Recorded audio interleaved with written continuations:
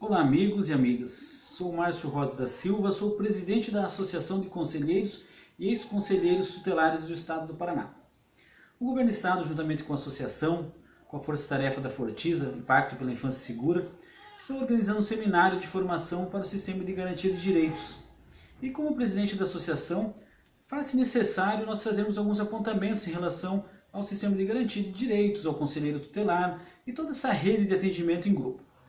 Quero puxar um pouco de sardinha para o lado dos conselheiros hoje, falar um pouco mais da atividade tão relevante do Conselheiro Tutelar e trazer algumas novidades que estão acontecendo nos nossos dias de hoje, como a nova eleição que foi em todo o Paraná, em todo o Brasil, essa eleição unificada para conselheiros tutelares, que trouxe no Paraná mais de 50% de novos conselheiros que não tinham contato com a área da infância e juventude. Nós temos atualmente no Paraná, cerca de todos os conselheiros tutelares eleitos, cerca de 70% hoje são mulheres. Nas capitais, nas cidades maiores, nós temos um número maior de homens que são conselheiros, com maiores salários também. Isso traz algumas reflexões para nós. Mas é importante nós entendermos a função tão relevante que é a do conselheiro, esse agente público, político da infância e juventude. Não é um agente partidário, mas sim da infância, alguém que está a serviço das políticas públicas da infância, atuando constantemente nos conselhos da criança, da assistência, de saúde, educação, segurança pública, habitação, em todos os conselhos existentes no município. Como agente político, fazendo aquilo que o Estatuto da Criança e Adolescente diz, que é garantir e zelar pelos direitos da criança e adolescente e auxiliar, assessorar o Poder Executivo local na elaboração do plano orçamentário, ele traz ao conselheiro um compromisso muito grande de ver aqueles gargalos onde não está funcionando e apontar aquelas dificuldades que tem e ajudar e auxiliar para que seja elaborado um orçamento adequado para que atenda realmente as políticas necessárias para que seja garantida a prioridade absoluta e a proteção integral de nossas crianças. O Conselho Tutelar é um órgão autônomo nas suas decisões, justamente para ter essa independência na atuação, para que possa estar atuando não só com o Poder Executivo, mas também em todas as instâncias e órgãos, Ministério Público, Poder Judiciário, as ONGs, fiscalizar com independência e representar quando necessário. Hoje, a existência do Conselho, ele vai muito além do que estar atrás de uma mesa, sentado fazendo encaminhamentos. Se fosse para tanto, hoje existe assistente social, psicólogo, uma equipe do CRAS, o Sistema Único de Assistente Social que existe hoje, é um sistema muito amplo. Para encaminhamento existem os técnicos, o Conselho tem que ser esse agente público dessa política de articulação para que seja realmente atendido todas as demandas. Até muitas vezes nas conversas que nós temos no dia a dia, alguns conselheiros até trazem alguns relatos, inclusive aqueles que atendem muito, aqueles que atendem pouco. Agora é muito relativo, atender muito e atender pouco. Se eu atendo muito é porque tem muito direito violado. Se eu atendo pouco, ou porque eu estou trabalhando pouco, ou porque eu tenho também uma cidade que as políticas públicas estão andando bem. Então nós temos que fazer uma série de análises, entender esse contexto, o sistema de garantia de direitos, esses atores, o Conselho de Direitos, o Conselho Tutelar, o CRAS, o CREAS, o Sistema Único de Saúde. A política da infância se faz em todas as instâncias, faz na saúde, e nós temos que parar de achar que todas as mazelas e culpas de tudo que acontece de errado no município é de responsabilidade do Conselho Tutelar ou da assistência social, porque as políticas se fazem com recurso e com orçamento. Política de habitação se faz na Secretaria de Habitação ou Secretaria de Obras, você tem outras políticas na Secretaria de Esportes, na Cultura, então cada política tem o seu viés. E o Conselho tem que atuar em todas essas políticas, porque ele não é um braço da assistência social. Ele é um órgão que vai atender em todas as políticas públicas, garantindo e zelando todos os direitos da criança e adolescente. Poderia trazer uma série de acontecimentos, fatos verídicos e reais da efetiva atuação do conselheiro tutelar.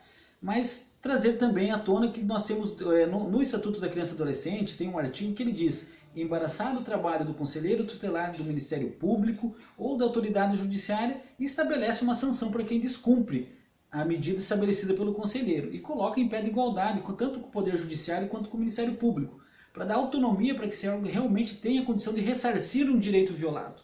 Então nós temos alguns avanços ainda, muitos a serem feitos, tivemos alguns retrocessos nas políticas da infância e em políticas sociais também, tanto em recursos, mas isso são questões momentâneas, são questões políticas que devem ser superadas, em um momento oportuno voltarão a ser debatidas, e os conselhos deliberativos, que são, acredito que a metade das pessoas que estão me ouvindo nesse momento, fazem parte dos conselhos deliberativos também, do Conselho da Criança, da Assistência, ou do próprio Sistema de Garantia de Direitos, todos esses órgãos devem agir e atuar em parceria e hegemonia, tem que ser como uma engrenagem, um rodando o outro, nenhum é mais ou menos importante que o outro, tanto o Poder Judiciário, o Ministério Público, o Conselho Tutelar, o CRAS, o CREA, o Sistema Único de Assistência Social, toda essa rede, todos os atores são importantes. Nós não podemos tratar as crianças, as famílias, como bolinhas de ping-pong. Eu fiz minha parte, agora eu passei para o Conselho, eu já passei para o Ministério Público, e um vai jogando para o outro, e esse problema não é resolvido. Então nós temos crianças que são prioridades, pessoas indefesas muitas vezes, que precisam de ajuda. E para garantir e zelar pelo direito de uma criança ou de um adolescente, muitas vezes eu preciso garantir o direito de uma família.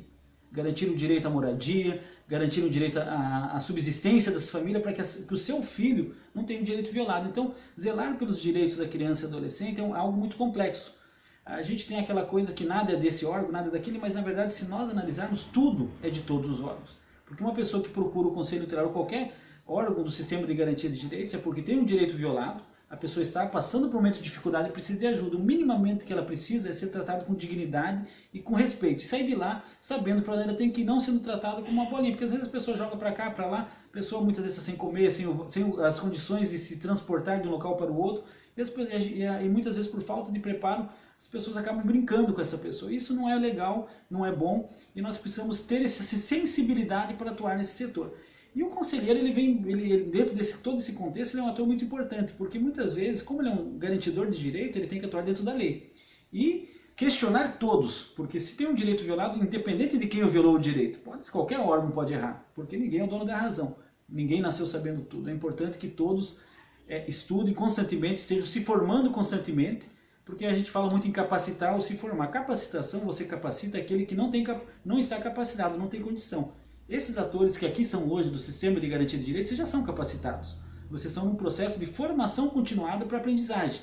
Então é importante a gente parar também, tirar um pouco aquilo de nós, aquela questão de quando tanto o conselheiro ou qualquer ator do sistema de garantia de direito tratar as pessoas com grau de diferenciação, o doutor, todos são iguais. Independente de ser juiz, ser promotor, ser conselheiro, todos estão a serviço do seu trabalho, e independente do título que recebe de doutor ou de não doutor, de conselheiro, ou de membro do sistema de garantia, todos têm o mesmo dever, porque o artigo 70 do ECA é bem claro, ele diz que zelar pelos direitos da criança e do adolescente é um dever de todos. Então ninguém é mais ou menos nesse processo, todos nós somos iguais e precisamos cumprir com esse papel. Então eu quero desejar uma ótima formação para vocês.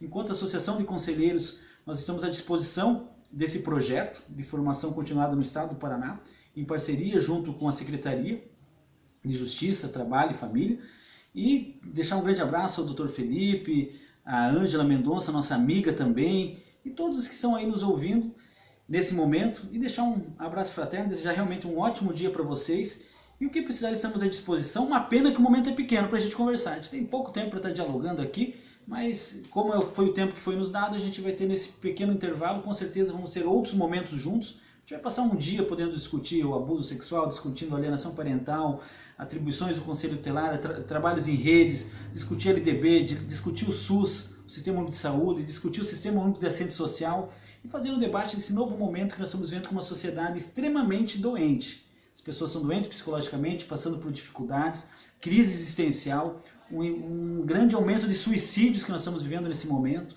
um grande número de abusos sexuais de crianças e adolescentes, cerca de 33% de nossas crianças são vítimas de abuso sexual no Brasil, isso é um número muito alto, fora aqueles abusos psicológicos, violência física, doméstica, e uma série de outros problemas. Isso estoura na escola, estoura em toda a rede, todos nós acabamos convivendo com isso. Então, nós vamos ter um momento para debatermos sobre tudo isso, conversar um dia todo, e creio que esse tempo não vai demorar muito. Um grande abraço, sucesso a todos, uma ótima formação.